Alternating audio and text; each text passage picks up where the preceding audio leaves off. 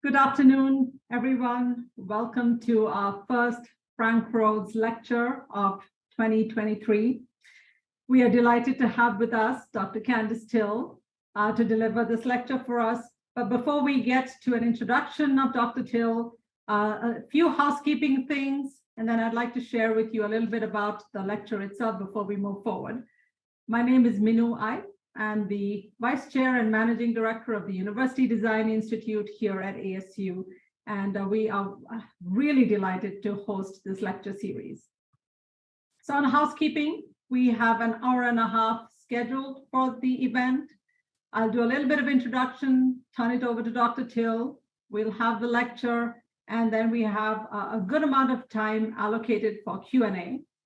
We don't have a chat function, so I would suggest you don't put your questions in the chat, but instead use the Q&A function and put in your questions, and I will do my best to get as many questions as possible into the conversation before we wrap up today. So use Q&A, not chat. So let me take a moment to speak about the lecture series itself. For those of you that are new to ASU's Frank Rhodes lecture series, Dr. Crow set this up in 2011 in honor of Frank Rhodes, who was the president of Cornell University from 1977 to 1995.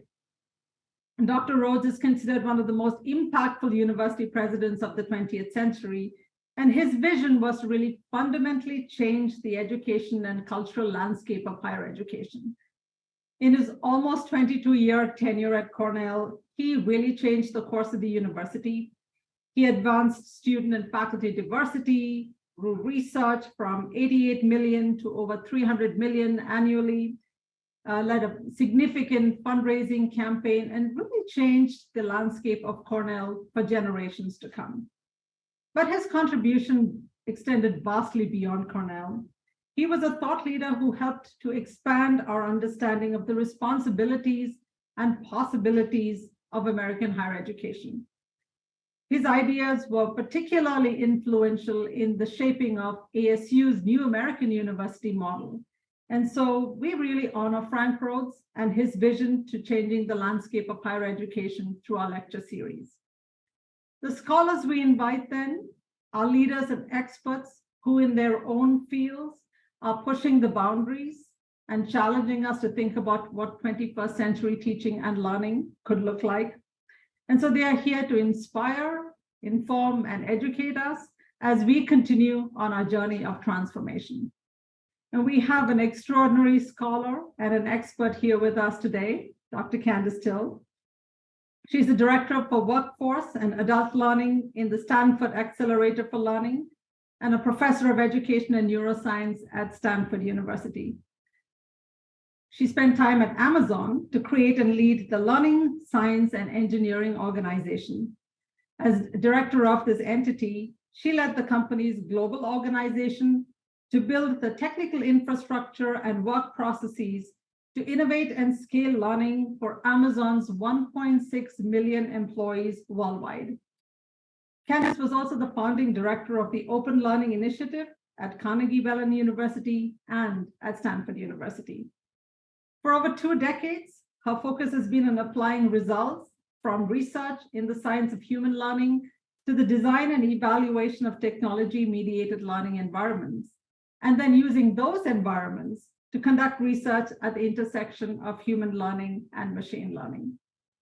Now, we at ASU have been on this journey of having embraced technology in many ways over the last 2 decades, including ways to create access and opportunity for diverse groups of learners, to personalize learning, and now to find ways to improve the learning experiences and outcomes for students. With the new technologies that are emerging even as we speak, we appear to be at the cusp of a very significant change or a shift in the way we use technology for teaching and learning. ChatGPT is taking up a lot of time and brain space for many of us. There is confusion, there is anxiety and excitement at the possibilities that these technologies offer us. So I'm really looking forward to Candace's insights, ideas, and perspectives on how to navigate this field that is getting even more complex as we speak. So Candace, we are delighted to have you here. Let me turn this over to you. Why, thank you. So I'll start sharing my screen. I did prepare some slides to help guide the conversation, but I want to start off by just saying I'm really honored to be selected to be the 2023 ASU Frank Rhodes Scholar to deliver the lecture. And I'm mostly excited to participate with you and engage in the conversation about how to create the new American university with those of you here at ASU that are living that conversation every day. Okay, so I've titled my talk, The Science of Learning, a Community-Based Research Activity.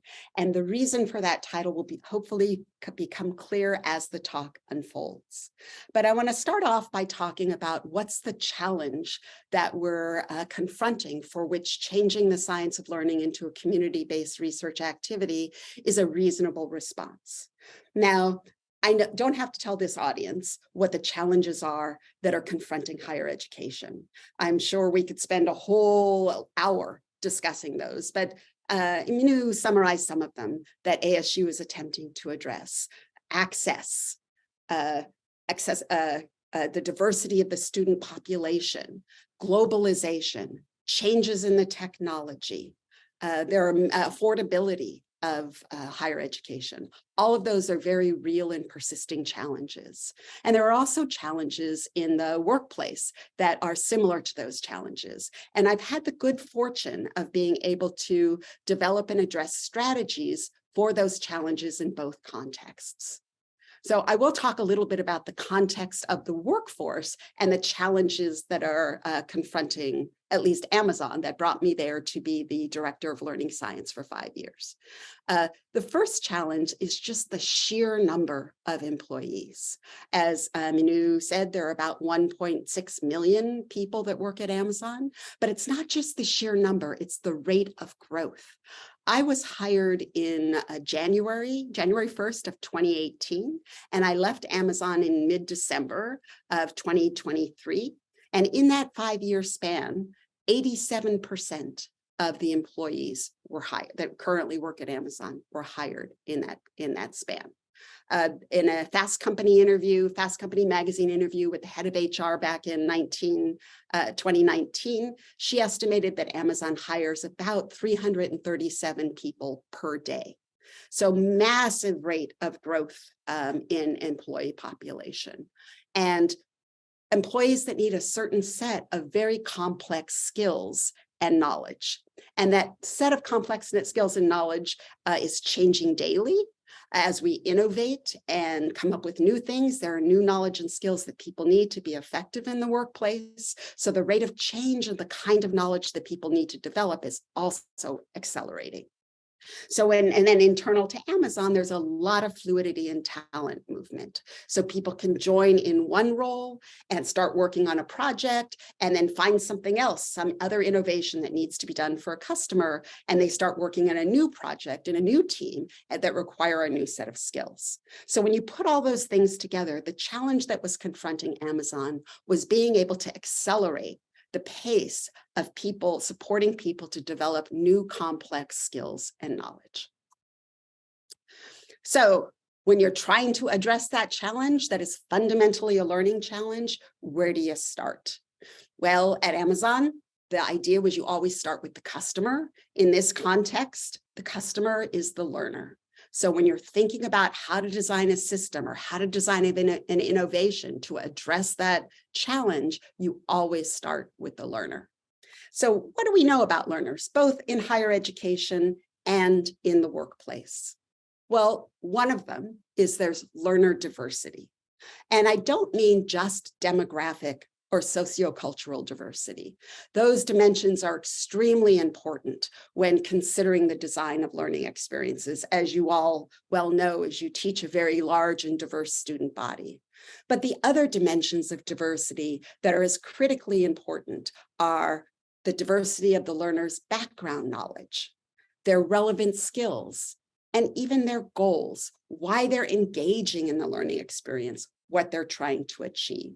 And to create learning experiences that really start with the learner and meet that learner's needs, you need to consider all of those dimensions of learner diversity.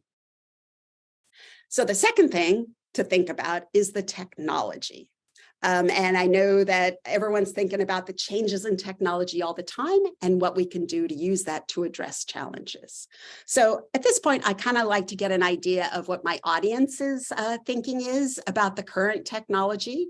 And so I've been doing talks about technology in education for a couple decades. And so I always find it useful to start off asking the audience where you think the power of the technology is.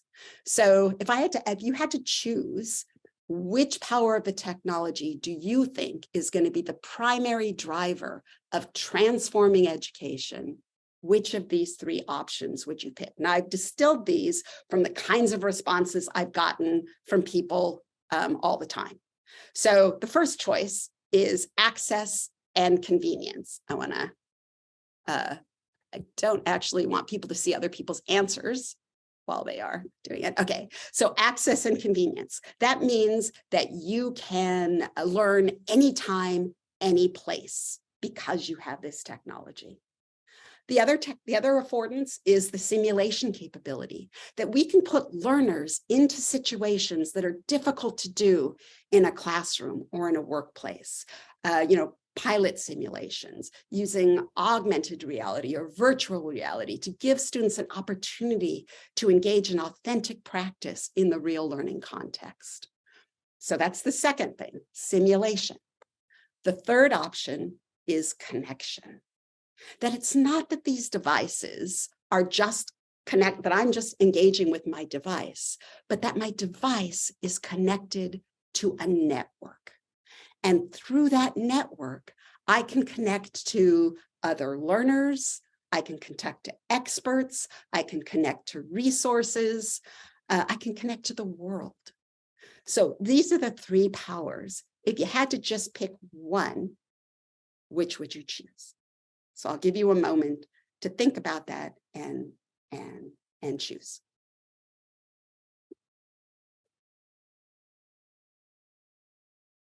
Okay, has everyone had time? Okay, great. So we'll end the poll. And the results of the poll were half of you picked access and convenience. About 11% picked the simulation capability. And again, a little shorter than half picked connection. And that's interesting because that distribution actually does change over time. And I think perhaps the almost half picking access and convenience may be a byproduct of just having lived through the pandemic, where the technology really did provide that kind of access and convenience to the learners, and also the connection. So now, I also wanted to say that I wasn't sure we were going to be able to do this poll. So instead of just move this out of the way. Thank you. Instead, since I wasn't sure I was going to be able to poll the group, I decided to do another way of checking the zeitgeist of the moment, which is I asked the same question of ChatGPT this morning. So I gave them exactly the same question I posed to you, and this is what ChatGPT said, that all three options have the power to transform education, but if I had to pick only one, I would choose connection. And then gave a reason for all the reasons why ChatGPT would choose connection. Now, I often like to say, I know that for a lot of people, they're frustrated by that I may give you this forced choice question. They say, Candace, I thought you were a professor of education. Why are you giving us a crummy multiple choice question? And also, why didn't you give us all of the above as an answer? Even ChatGPT was arguing that they should have been able to have all of the above. But the other question that I often confront is, what about none of the above? That the real power of this technology, I didn't give you as an option. And it'd be interesting to know how many of you would have picked none of the above if I had given that as an option.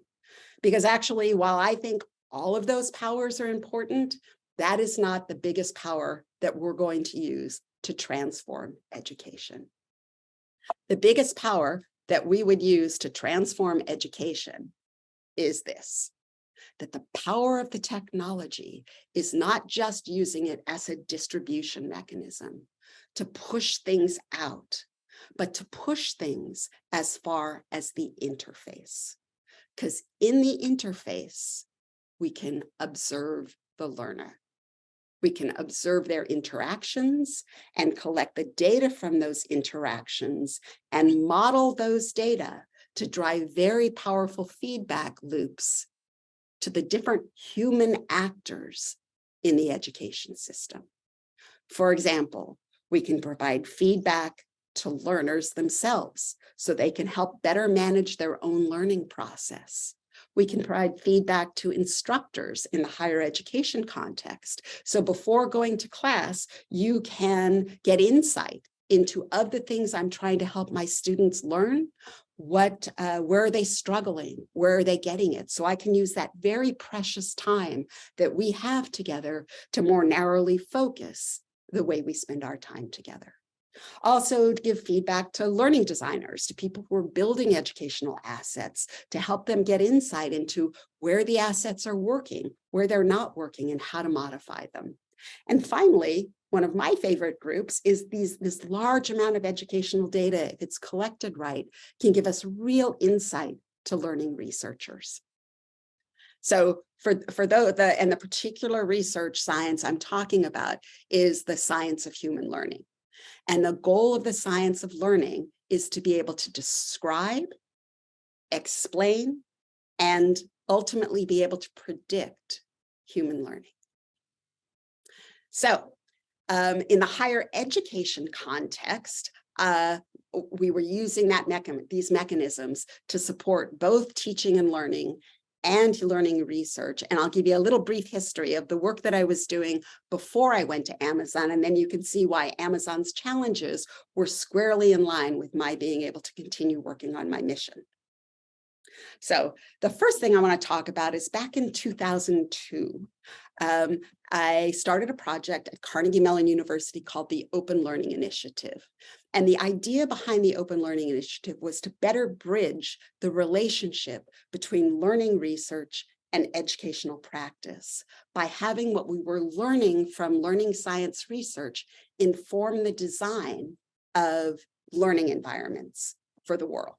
So these were open educational resources that were made openly and freely available on the web for any learner who had an internet connection and wanted to just by gum learn statistics because, well, that's such a natural human drive to want to learn statistics. In any case, this was funded by private foundations. It was originally funded by the Hewlett Foundation when they were just beginning their open educational resources project. And the first thing, we started the Open Learning Initiative a year after the Hewlett Foundation funded MIT's project called OpenCourseWare. And while we celebrated OpenCourseWare's idea of making access to a high quality post-secondary education available to all, our idea was that providing access to a high quality post-secondary education was more than just providing access to the syllabi or to the other course materials that supported providing a high quality education. So we used the years of research in cognitive science, as well as Carnegie Mellon's decades of research in intelligent tutoring system technology as the design principles for designing the courseware that was openly and freely available in the Open Learning Initiative.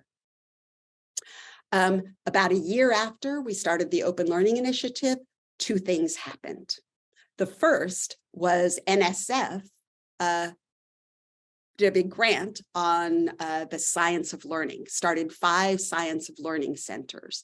And Carnegie Mellon, in collaboration with the University of Pittsburgh, received one of the big Science of Learning Foundation grants and used the Open Learning Initiative learning environments as the research environment. And so we started to collect data, lots of data from the Open Learning Initiative.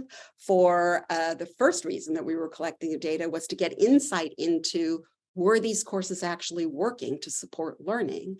And the second reason for collecting the data then was to refine and understand human learning. So we could use the funding that we had from all the private foundations, the Hewlett Foundation, the Gates Foundation, the Lumina Foundation, the Schmidt Foundation, I name them all, that were funding us to develop these open courses, and then use the funding from NSF to build the big back end data analytics and research structure and support research to make new discoveries in human learning. The other thing that happened, I said there were two big things that happened. The other thing that happened was, as I said, I was collecting data on the learners, and to take an OLI course, all you needed to do was just log in and you registered with an email address. And what I started to notice was at the beginning of different terms, we'd suddenly get like 40 or 50 students all with the same .edu email address. And when I made that observation, I realized that probably there's some faculty member out there in the world who I've never met, who stumbled upon the OLI website and is directing their students to use those courseware in place of a textbook. Probably a lot because it was free, and also because it acted like a good TA. It supported the learners while they were trying to learn some of these complex concepts. So as I was collecting these data, I was getting lots of insight into where students are struggling, where students are getting things, and I thought, I wish I could give those insights to that faculty member who is using this environment to teach the course. So the second shift we made was to start thinking about, how do we model those data to give insight to the instructors? And so we started experimenting with creating instructor-facing learner dashboards. So then faculty anyplace could take an OLI course, make their own instance of it, which we still ran off of our servers. And then all of the data that we were collecting from the learners in that course, we would give in these instructor dashboards to faculty, so they could get insight into how their students were learning, or how to better support their students. And I did similar things at Amazon, and I learned a lot about what kinds of representations, what kinds of insights actually support human decision-making. So, this was the first project that I wanted to talk about, and there were some limitations to what we were doing in the Open Learning Initiative and LearnLab that reflecting back on that time now, I mean, that was 20 years ago, I see more clearly, but at the time I didn't realize as clearly were limitations. One of the limitations was that we were bridging the relationship between research and practice, but it was a one-way bridge. We were extracting knowledge from the learning research and using that to inform the design of the learning environment. What we were missing was the bridge the other direction, where we had all of these faculty and learners using these environments and making decisions about how to support, for faculty, how to support learners, and for learners, how to support their own learning. And all of those little essentially tiny experiments, every time someone made a decision, the result, those decisions and the result of that was not finding its way back into the knowledge base of helping us understand human learning. So the first limitation back then was sort of the unidirectional bridge of research into practice. And then we got some of the practice back into research through the Pittsburgh Science and Learning Center, but that was research that was being designed and implemented by researchers, not by practitioners. The second limitation was that the learning research that we were using to inform the design of these environments was very much coming from the cognitive science and a kind of an information processing model of cognition that we were using to design the environment. So those are limitations that we have shifted now, but back then those were some real limitations. So then what happened? Then in about 2012, something else happened. Some other big thing happened, which was MOOCs hit the scene. And it seemed that, just like back with OpenCourseWare, the world seemed to believe that the way to democratize or make available high quality education to the masses was to disseminate information in the form of, this time, recording lectures and making the lectures openly and publicly available. So I came to Stanford at that time, and I did a couple things. One of the reasons for coming to Stanford was to partner with faculty from multiple other disciplines who were looking at those other dimensions of learning, like the sociocultural factors. How does stereotype threat impact the learner's learning? How does the learner's mindset impact the learner's learning? How does the interaction between the context in which the learner is learning and the identity of the learner themselves interact with the learner? So what's the sense of the learner's belonging in the larger framework of the learning environment? So I had the opportunity to work with multiple researchers and faculty at Stanford who were focusing on those dimensions of learning. We also brought the Open Learning Initiative to Stanford and started delivering a lot of the Open Learning Initiative courses through Open edX, which was the open platform that Stanford was developing, working with MIT and Harvard to develop at the time. And then we also had this amazing group of interdisciplinary graduate students, PhD students from all over the university, who came together in my lab, which we called the Lytics Lab. And the whole purpose was to better understand learners online, to evaluate digital instruction, and to build new tools to better support online learning environments. And we were using the massive amounts of data that were being generated from learners participating in MOOCs to do this research. I also maintained the research connection with my former colleagues at CMU, who had gotten another MSF grant, which they invited me to be a co-PI on, for this project called LearnSphere, which was an extension of the Pittsburgh Science of Learning Center.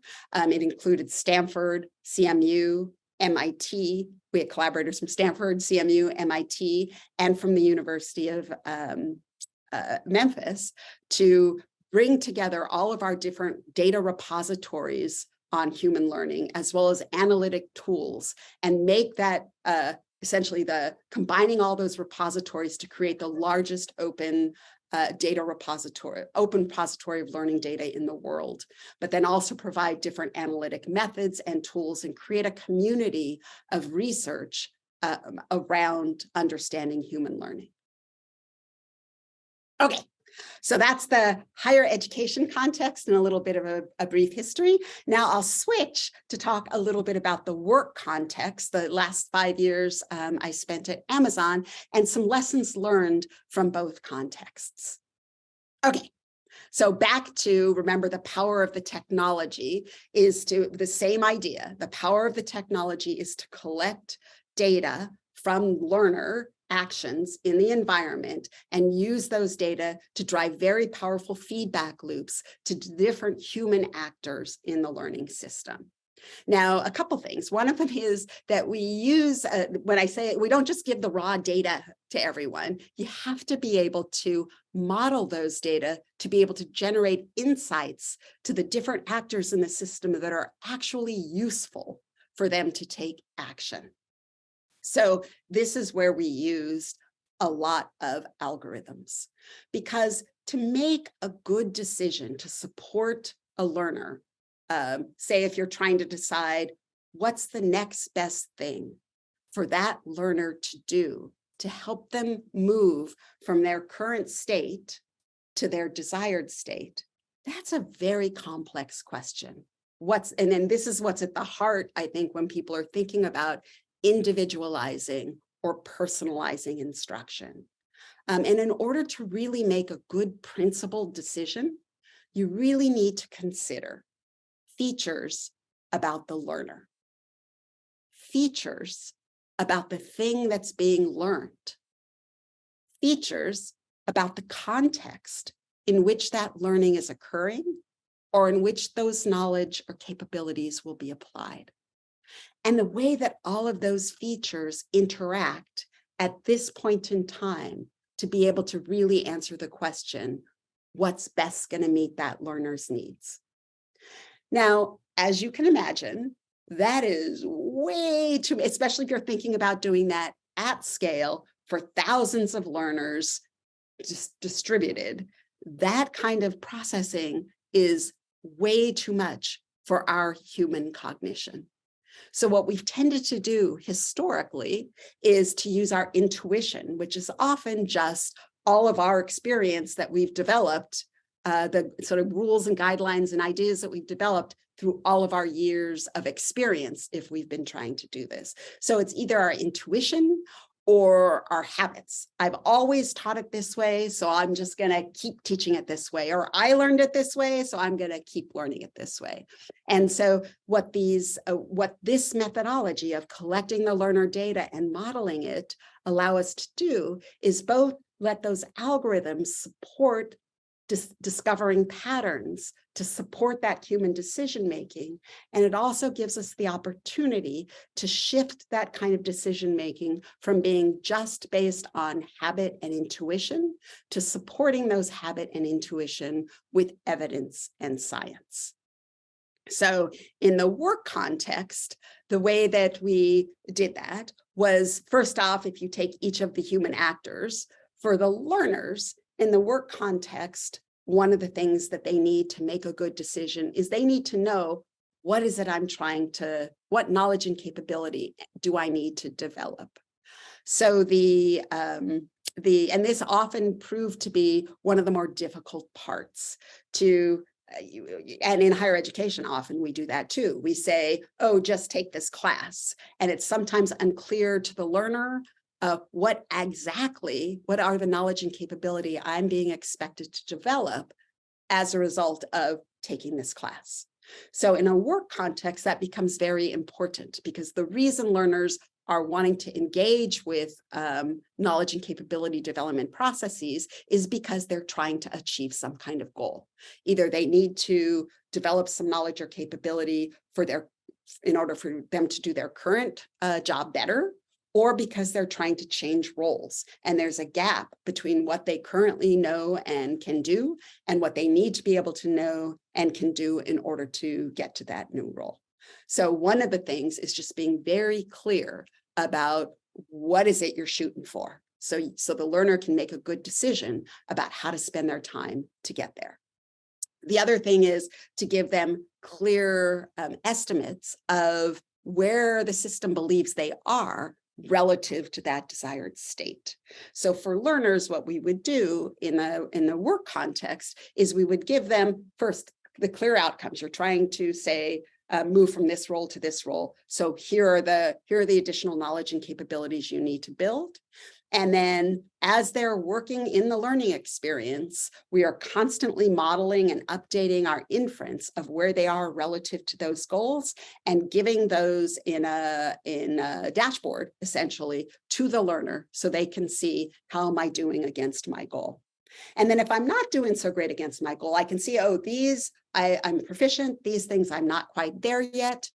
Then where can I go in the system? How do I go? Where do I go? Use it as a navigational element to help me choose and select learning activities to engage with that would have a high probability of helping me move from my current state to my desired state. And that is something that is constantly happening. As learners are working in the system, we're collecting those data, modeling those data, refining our estimates about the learner's current state, and communicating that information to the learner so they can make good decisions about how to manage their own learning time.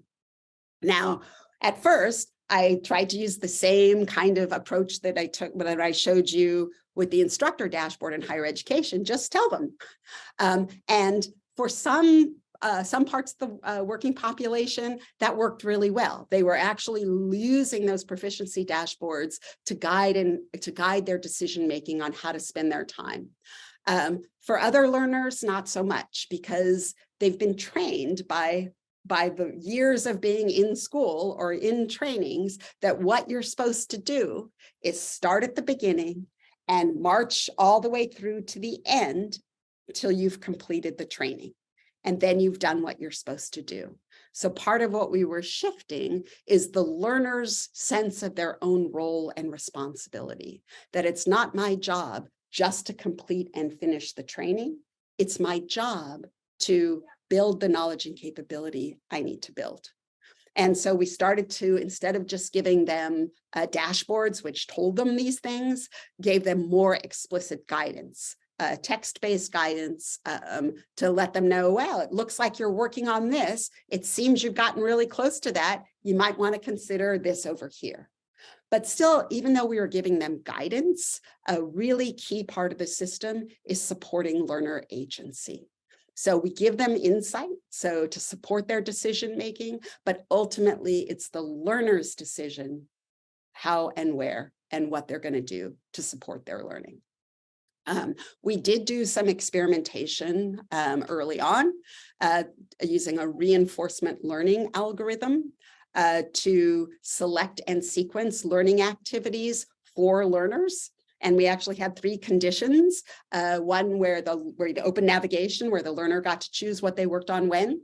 One that was an instructor defined condition, where we had an expert sort of say, oh, they need to do things in this order.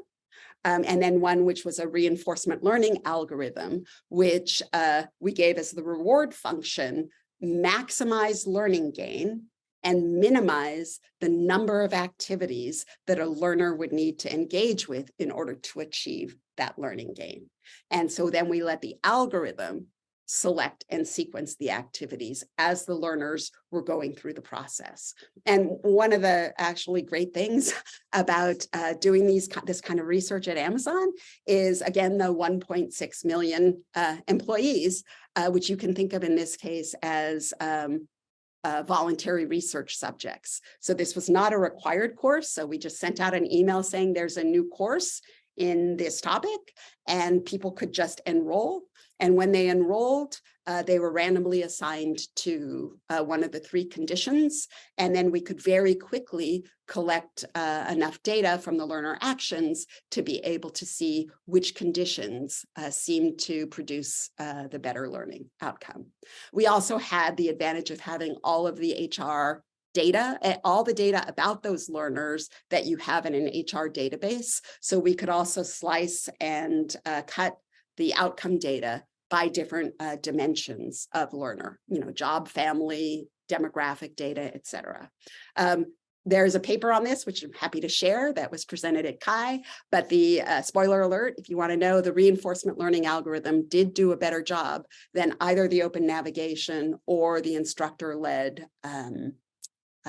the instructor sequenced learning assets in achieving that goal, which is maximizing learning outcome and minimizing the number of activities to take that the learner engaged with. Anyway, but that didn't mean that from that research, we decided, okay, then we're going to just have our reinforcement learning algorithm do all of the sequencing and selection of activities, because that violates one of our principles, which is to foster and support learner agency. So instead, we use those algorithms to give suggestions and guidance to the learner, but still leave the decision-making in the hand of the human actor. Okay, talked a lot about the learner, which is appropriate. I'm going to talk about the other 3 types of roles kind of together, that we also created an authoring environment so that learning designers, experts, and researchers could create learning activities, learning interventions. And built into the authoring environments, because we knew we had a great diversity in expertise in the learning designers in terms of what they knew about human learning, and how to design things effectively to support the learners. So we did build into it as much as possible some validation and guidance in the authoring tool itself.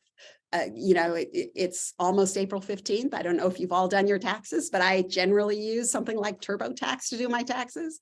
So I kind of use that as a analogy that what it'll let me do is I do all the work, I put in all the taxes, but it asks me, do you want to be guided? And it gives me feedback on where I might be audited. So it was the same kind of idea in our authoring environment. We could offer people, do you want to be guided or do you want to just work? But as you're working and creating things, we're giving you feedback to check on things like, are you building things that are accessible? Did you said that this was a learning outcome, but you really only you don't have any activities that are going to give the learner the opportunity to learn or demonstrate that. So we're not going to be able to give you feedback or give the learner feedback on the evidence that they're becoming proficient. So giving guidance like that to support the authoring of learning activities. We also then provided the designers both in authoring time, but also once the learning asset was in the field, we could give them lots of feedback on how well is that asset performing to support learners to achieve the outcomes that you designed that asset to support them to achieve. And built into the system was sort of A/B testing, experimental testing, a big data lake that collected all the learner data and also all the for the action data and other data from that we could gather to be able to support decision making on how to design the learning environment. The guidance we would give them was also more that could get very specific, like this particular question doesn't seem to be performing well, and here are some suggestions we could make to help perhaps that we'd suggest that maybe would make this question perform better. So, but what was also happening was by putting this A/B testing option is the learning designers themselves could then start to experiment with what do I think is going to work. So if I've got a particular learning goal, and for this particular group of learners with their prior knowledge state, I think maybe I should give them a worked example as opposed to just telling them something and asking them some questions, or I should give them a simulation task and put it in there. So they could make all kinds of different choices about what kind of task to give the learner to engage with to support the learner to achieve that outcome. And so what we were essentially creating was another form, as I said, of evidence collection, because they would make those decisions just in the form of designing the environment. But we could see, because we could collect the data very quickly, what seemed to be working for which learners under which conditions, which then could feed the knowledge base that could provide guidance on how to perform learning environments, how to design learning environments, which is the place where the title of my lecture came from. Herb Simon said back in 1991, Herb Simon was a Nobel laureate at Carnegie Mellon, who, while he was an economist, did a lot of work in behavior change and human learning. And he said back in 1991, improvement in post-secondary education will require converting teaching from a solo sport to a community-based research activity. And that's been a guiding principle for the work all along, but I have extended it to say it's not just teaching that needs to be converted from a solo sport. It is teaching and research and platform design and course design, that this is a community-based research activity. And I'm going to leave you with one more quote, which is from another economist, William Baumol, who's the one who posited the idea of cost disease, which I won't go into unless you want to know more about it. But what he was essentially saying is, without a complete revolution in our approach to teaching, we cannot go beyond our current levels of productivity. And he said that back in 1967. And I used to, when I'd give talks about technology and learning science and education, I used to say, such a revolution is possible. Now I say, this revolution is happening. It's no longer just possible, it's happening. But my question is the same. Who will lead it? And right now there is a tension in who's leading this revolution. And what I implore those of us in higher education is to really step into a leadership role in the revolution that's going to revolutionize not just the science of human learning, but also the practice of how we support learners to build knowledge and capability. So now we can go to questions and discussion. Candace, thank you. You offered so many interesting nuggets. I've got a whole list here of things that I would love to, press more and learn more about. To our audience, please continue to put your questions in the chat. But, I was going to give myself the privilege of asking the first question as the moderator, and your last question on that deck, Candace, just moved all the way up to the top of my list. Who do you think is leading, and what's working in this current configuration, even as you're challenging higher education to step into that place? Yeah, so, there's not a clear leader. There's a lot of action right now. And so it used to be that I think the publishers were trying to lead in this space as they were watching the market for textbooks, especially driven by open educational resources, as the market for textbooks as a business model was going down, and as people were starting to recognize the power of the technology to provide a better textbook. I mean, I used to think about the OLI courses as being both a textbook and a really good teaching assistant, because it could disseminate the knowledge, it could give the learners supported practice while they're doing their homework, and then it could collect the evidence and summarize it and give it to the faculty member. What I want my TAs to be able to do is not just support my students, but also to tell me, where are they struggling? Where are they getting it? So I know how to spend my class time with them. So the publishers started to see this, and I believe started to build in much more interaction, and ed tech developers, much more interaction into these learning assets. The challenge there is when you have the publishers and the ed tech developers building these technologies, is they are a driving goal for them has to be maximizing shareholder value. That's a driving goal in any corporation. And sometimes what maximizes shareholder value is in conflict with the mission and goals of higher education.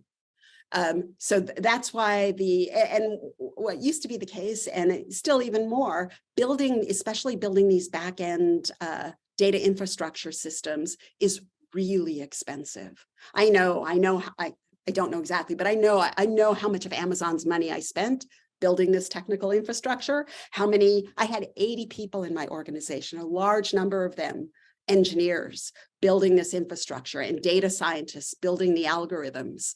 So it's a sizable investment, and that's not an investment that any individual institution of higher education can actually make. The challenge then is that not just the platform, but then all the data that are generated from those learner actions are not a public good. They're owned in a proprietary system. So both the way that the algorithms work, because we could have a whole separate conversation around the risks of algorithmic bias and all of the dangers there. But even putting that aside, which we should never put aside, just the knowledge we could get from really understanding the human learner to make the learning process better. We don't have access to all of those data.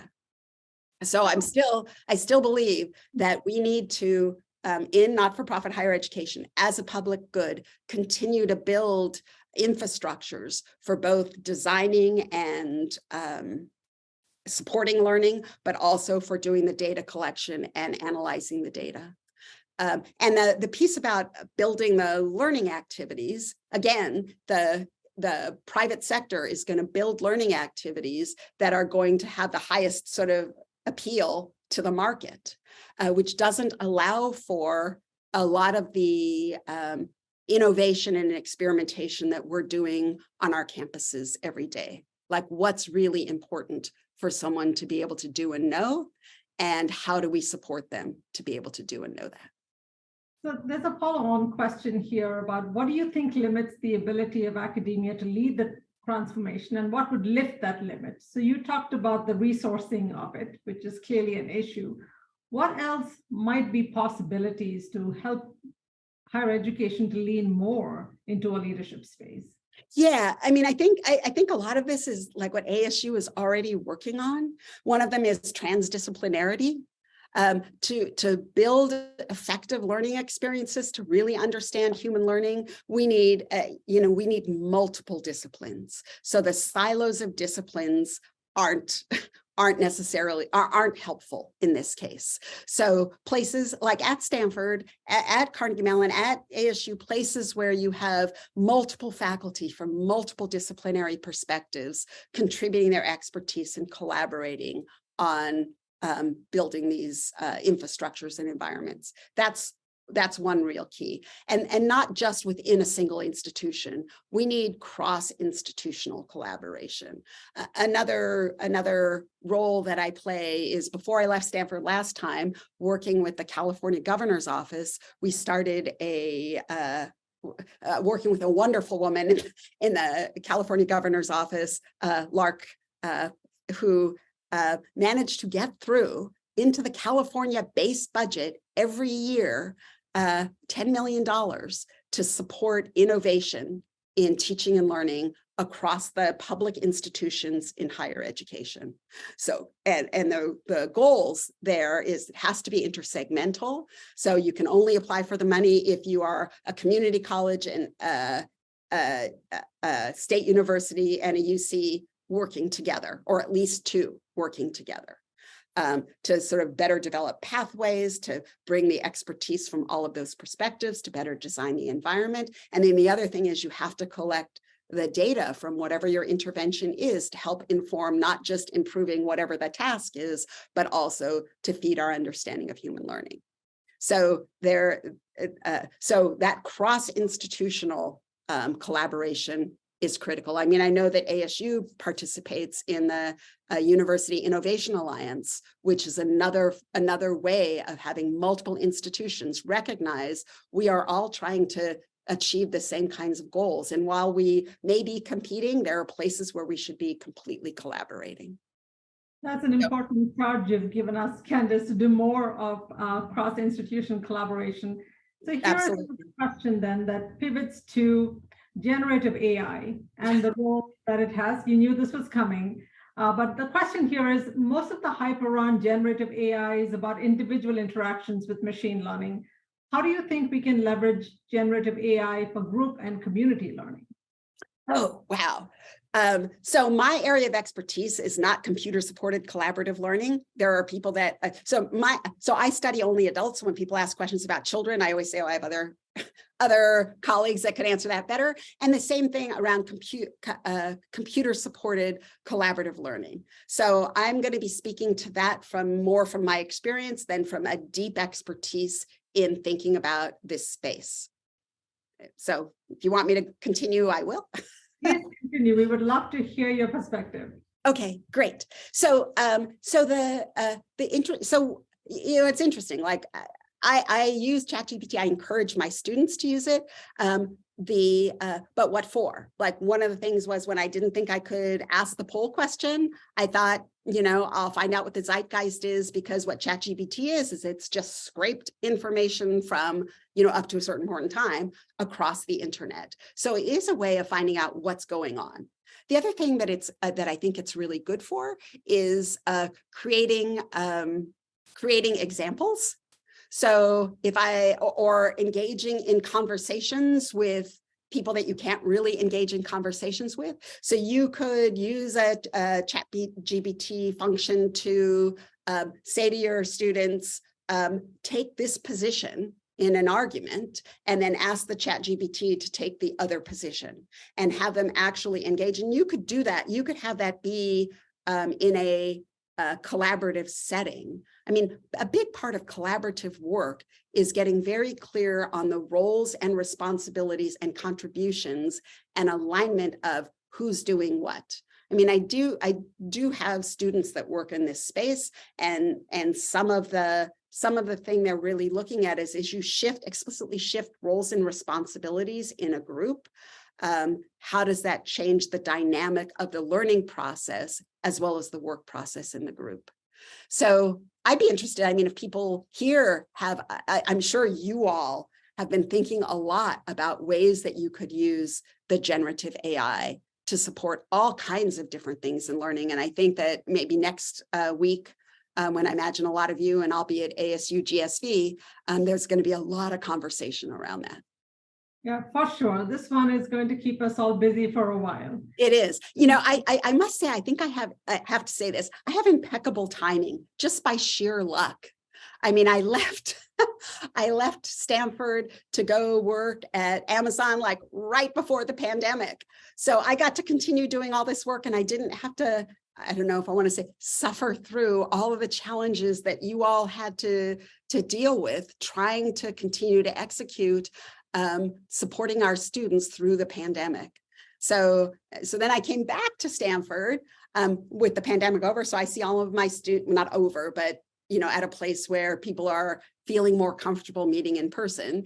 And so now I get to be with all of my students and my colleagues. And then right when I came back February 1st, and this right after all the generative AI launched in November, and there was suddenly all this excitement and all this interest and all this confusion about how do we use these new affordances to support teaching and learning. So yeah, it's just been it. And so I came back February 1st.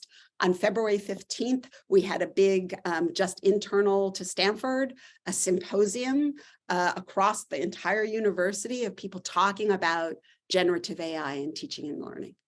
So yeah. It seems to me that we should just track your career and where you're going next, because something big could be just around the corner, depending on what you're going to do next. Yeah, I seem to have luck that way.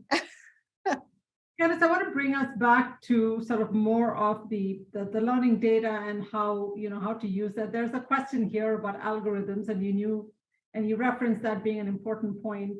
What kind of quality assurance mechanisms are in place for the design of these algorithms, especially in the context of cultural differences between coders and designers, and then the instructors and learners?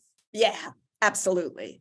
So as I think everyone knows enough about how these algorithms work to that I can sort of shortcut to some of the conversation, but please, let me know.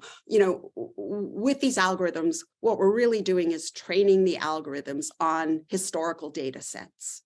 So if I'm trying to see, what works here, what works there, how do I estimate whether a learner knows something or not, I'm going to train that on the data sets that I have available to me. So if those data sets are collected on a population that is not representative of the population that the activity that I'm designing is designed to support, then that's going to be a problem. So it's sort of like, if you know that, then you need to adjust your algorithms to account for that. And there are ways you can do that. There are ways that you can reweight things to account for those kinds of biases that are inherent in the data. But the other thing that's really exciting is that the data, so we all think we know what the biases are in our existing systems and structures, but we don't, because we are all in these existing systems and structures. So things like racism or sexism or heterosexism are just part of the air we breathe. And we breathe it in and we breathe it out. And it's not a matter of an individual being bad. It's a matter of we breathe it in and we breathe it out. And one of the obligations that we have as educators is to be conscious of those structures and how we are breathing it in and trying to adjust what we are doing so we're not just breathing it out. And the algorithms can actually help us with that. Because one of the things that the algorithms can do is display patterns. And so we can see patterns in the data and say, I wonder why that is. And see, is it something that, and that can expose, I think, systemic biases that then we can consciously and actively correct. So I'm not suggesting that the way we use these data and these algorithms is simply to leave it all to the machine, to say, okay, discover the patterns and then use those patterns to enact instruction. This is where we desperately need humans in the loop. So that's why in all the systems I've ever built, it is very much a human in the loop AI. Now, it's interesting in the generative AI space, how that's going to, how to make that work. Because, for example, one use of a generative AI in these kinds of learning systems is to provide, quick feedback to open-ended response questions. I'm sure a lot of people have thought about that we ask our students open-ended response questions, and then they write a response. And usually in the current system, it takes us some time to collect all their responses, analyze them, and then use that as instructive for where they might be misunderstanding something. So if you can get a more immediate response to the learner while they're engaged in the learning process, that's a lovely thing. But we want to make sure that that response is accurate, number one, that it's not misleading the learner, but also that it is considering good pedagogical approaches, that it is not saying something harmful to the learner, that it's not just giving the learner the answer, that it's actually engaging the learner to think about their learning process and about their answer, to sort of engage in a more Socratic kind of method. And that's you don't want to just turn it over to a chat bot to do that. So one of the things that I'm experimenting with in my lab is how can we use chatbots, large language models, to help critique and support other large language models. So it could go something like you ask the open-ended question, the student types the open-ended question gets given to the large language model. The large language model constructs a response. Before it gives the response back to the student, another large language model that has been trained specifically to critique pedagogical responses along certain dimensions, it basically takes the response and essentially re-responds. And then that's the response to give to the learner. And then we still get the instructor to be able to see what was said so it can be corrected. So that's one way of doing that. Another use is, and I didn't talk about this when I was talking about the instructor dashboards, those instructor dashboards that we were generating off of the Open Learning Initiative, and even the dashboards that we were doing at Amazon, people didn't know how to use them. You're giving them all of these what we thought were insights and data, and it's like, okay, what? I don't know what to do with this. So one of the ways we're going to be experimenting with using these large language models is as an interface for the instructor, so that we're collecting the learner data, we're modeling it, we're giving it that sort of graphical representation of where your students are. And rather than giving you that graphical representation, we can give you something in text. I mean, I did some HCI investigations with faculty about what do you want? I just want you to tell me these learners are struggling with this, these learners are struggling with that. And then what do I do about it? And so we can give faculty that insight, and then they can ask, well, okay, so they're struggling with this, how, or give me more insight, or what should I do? And then can have resources that we could suggest to faculty. So those are just some ways that we're looking at using these new affordances to support the human decision-making in the system.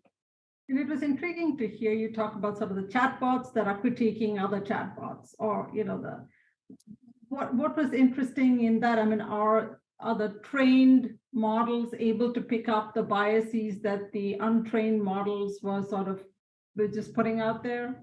So this is the experimentation we're doing right now. So I'll let you know.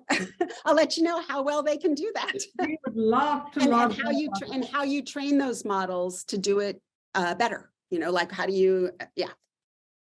So I have a question here about, the learning process itself from a student perspective. So the question is, it seems like intuition and habit are very different.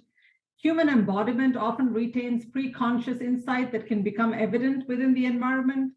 And this is an equally valid notion of evidence, as is the post hoc notion of evidence.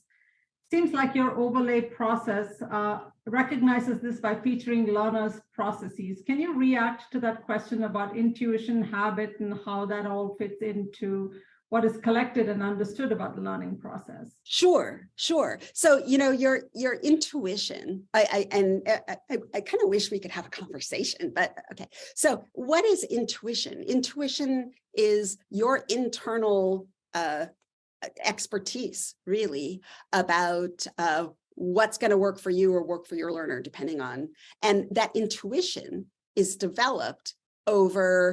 implicitly developed over long periods of time. And part of what my system is trying to do is leverage that expertise and make it more explicit so that everyone can benefit from it. I don't know if does that respond to that question? And that's also why humans have to stay in the loop in this process. I mean, there's no point in just turning everything over to the machines. Well, I mean, we can certainly allow for clarification from the person who wrote that question if they would like more information. Here is another question about, we've made a lot of strides with online learning, at least in recent years. And with COVID, I think everybody's woken up to the idea that, in fact, technology-mediated learning is here to stay. Where do you think is the most work yet to be done, outside of sort of now the learning data piece? But if we think about broadly using technology for learning, where do you think we need more work? Well, I still think that the science of learning is very nascent.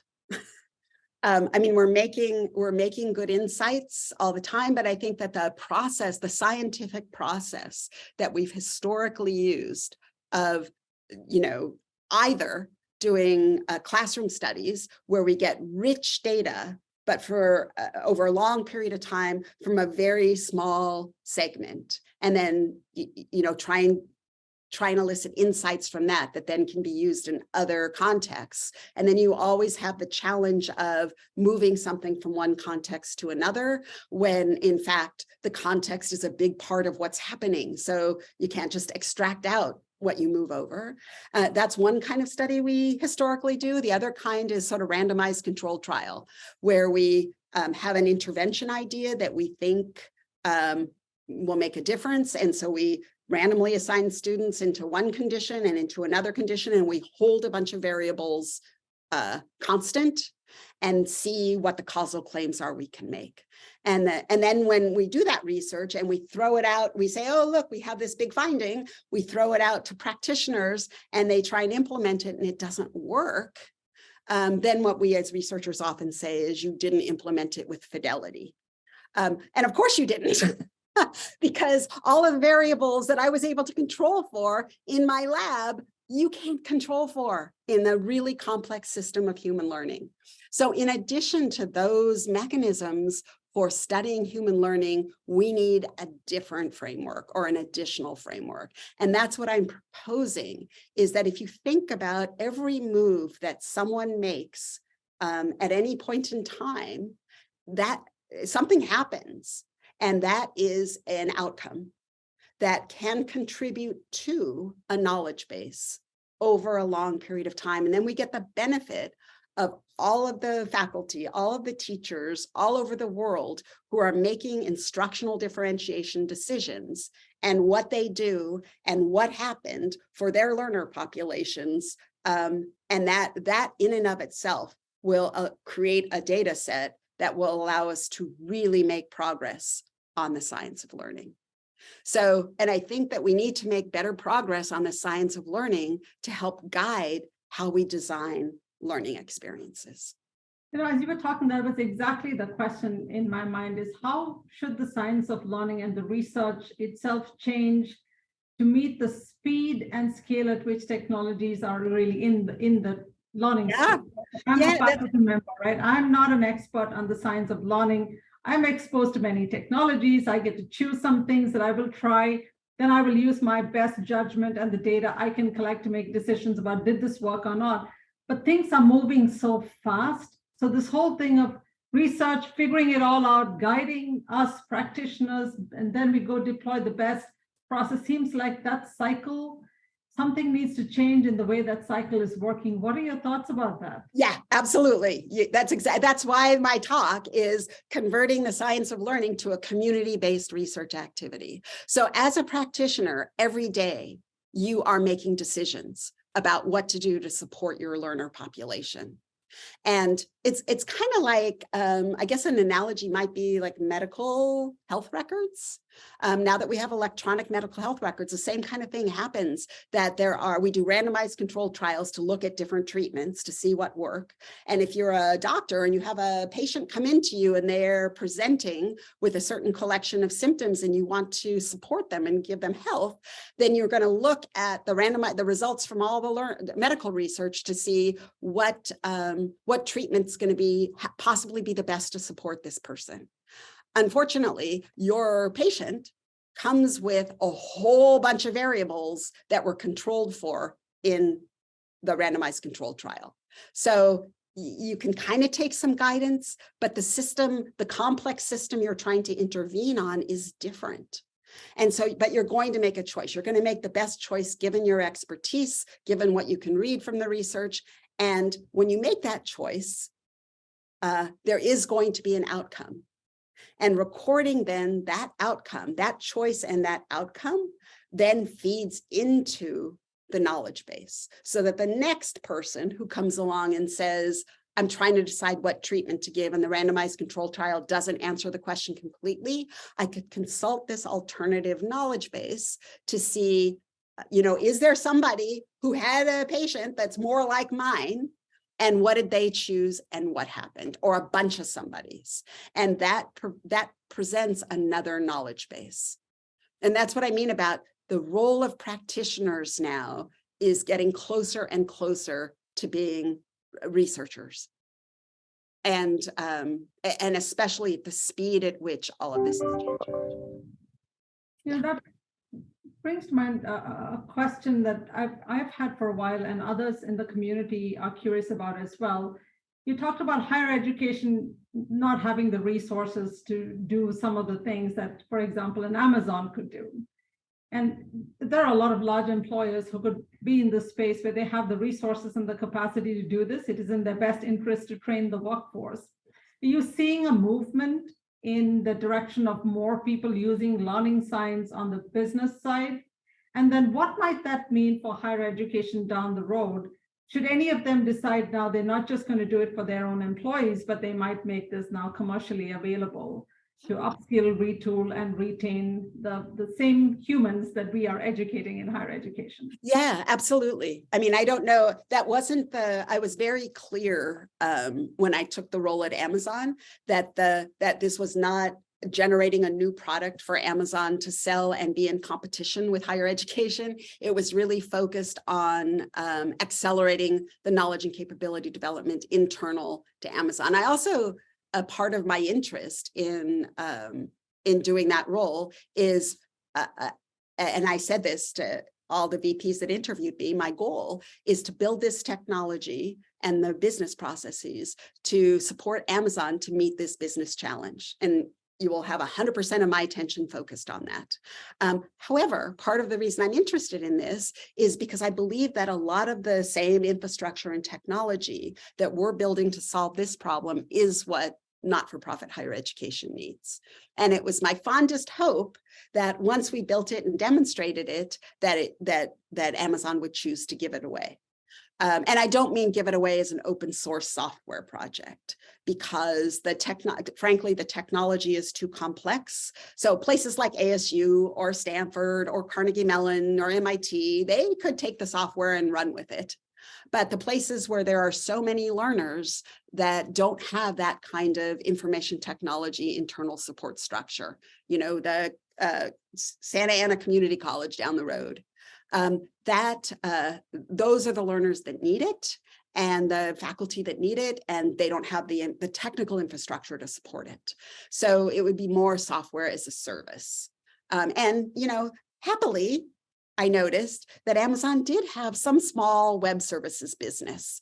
So it seemed like a natural play to make that a service available to not-for-profit higher education. Now, by the time that I left, that was not the decision that had been made.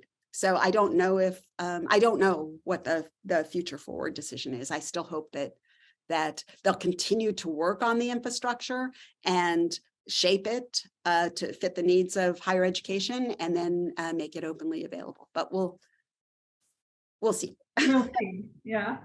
There's a question here from somebody who's both a practitioner and a researcher in this space.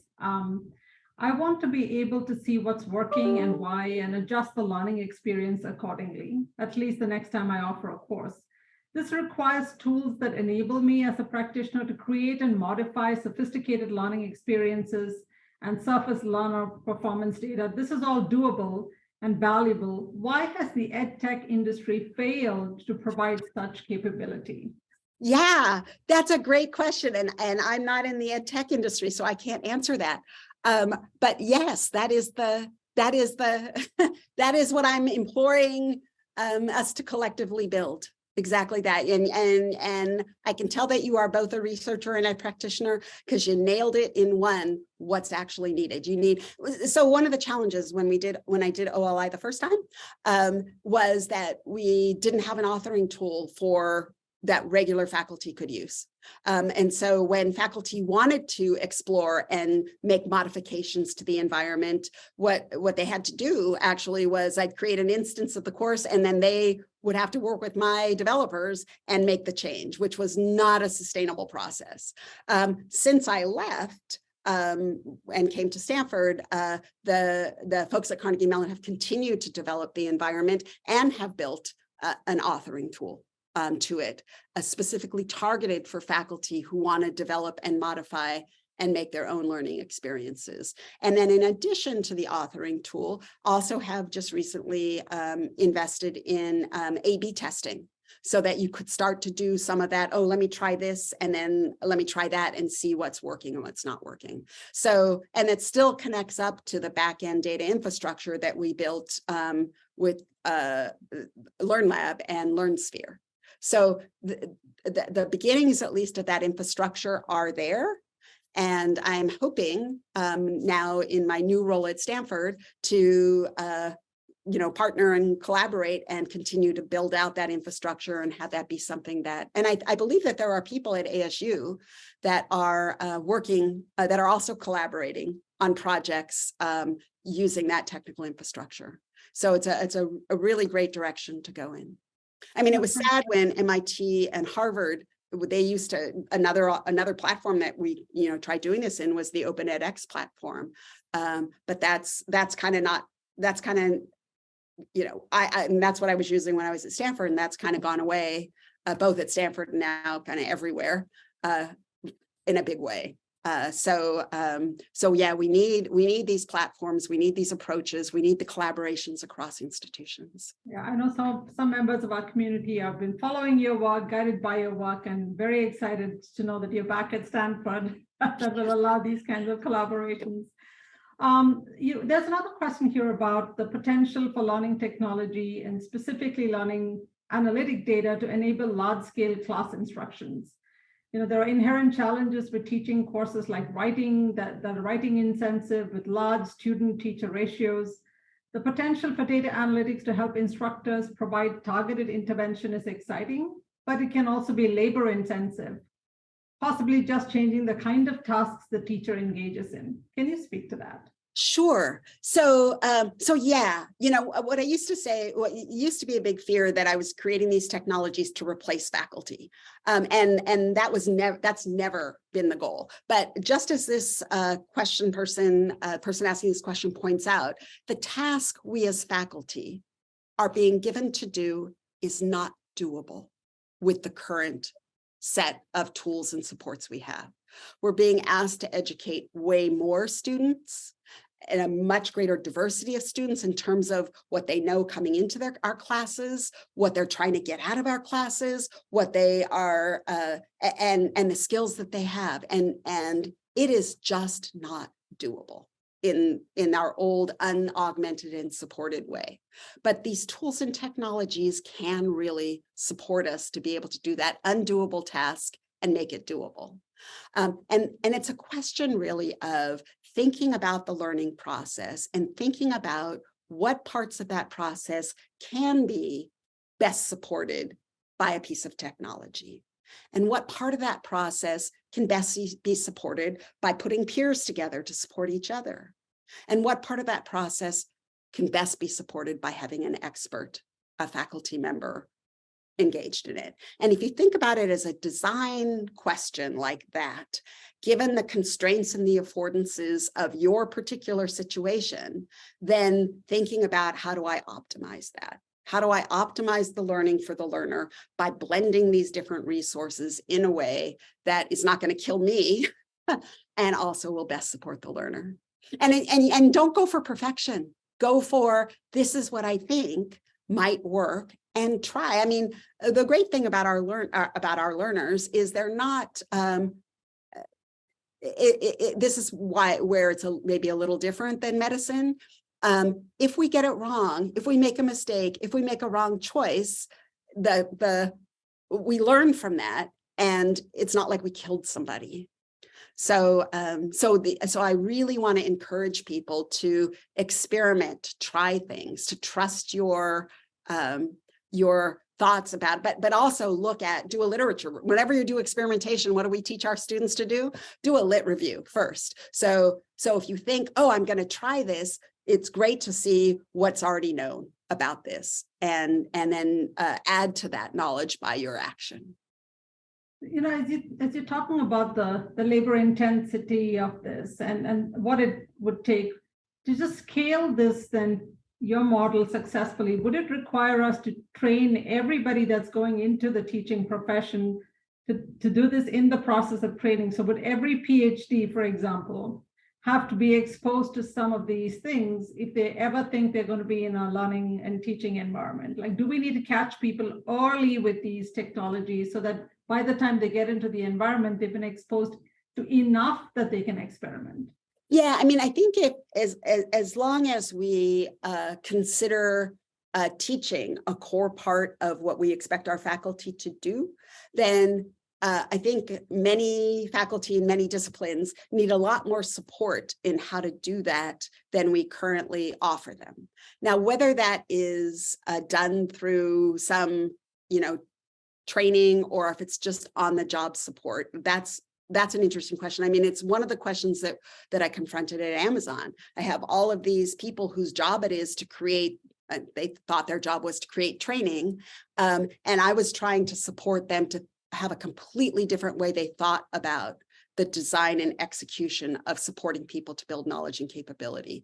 So, was I going to be able to, one option is, and we did do this, we created learning modules to support people to learn this stuff, but that's certainly not enough. So we built into the tool itself this sort of scaffolding and guidance and validation to, just like I was saying with TurboTax, to support people who wanted to try and make an effective learning experience, to try and support them just in time in the process of creating those things. And then also supporting them to look at the data that's generated once they've put it out into the field and get insight into how do I make it better. So sort of it's kind of like on the job training.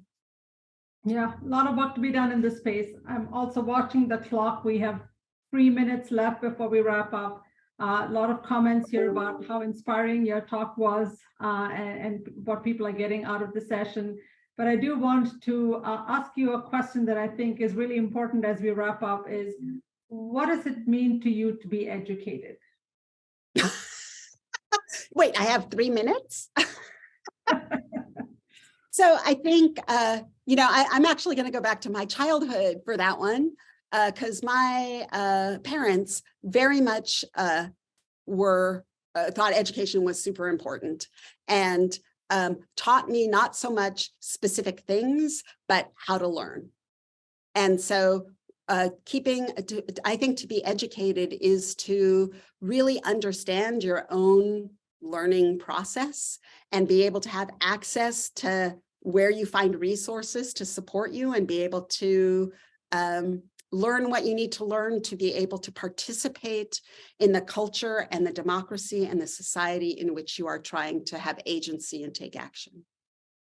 Wow, did you just make that up in this? Yeah, I did. That was a phenomenal definition. I did. To be educated. But with that, Candace, I want to thank you for your time, your insights, your perspectives. You have put this bold challenge in front of us about how higher education can play a role, admittedly not as individual institutions, but across collaborative models. But you've also walked us through the sort of the mechanics of how this could be done and the ways in which we can bring this into our classrooms and learning environments, but also ways in which perhaps we can prepare the next generation of teachers. Absolutely. To be able to take these leaps. And I'm sure many members of our community are delighted that you're back at Stanford. I've heard from many of them already. We look forward to collaborating with you as you advance your research and your work. And we look forward to hosting you in person. Yes. There would be many who would want to have those conversations, deeper conversations with you. But thank you so much for today. We are so delighted. Thank you. It's been fun. And I can't wait to continue the conversation in person. Bye-bye. Bye. Take care.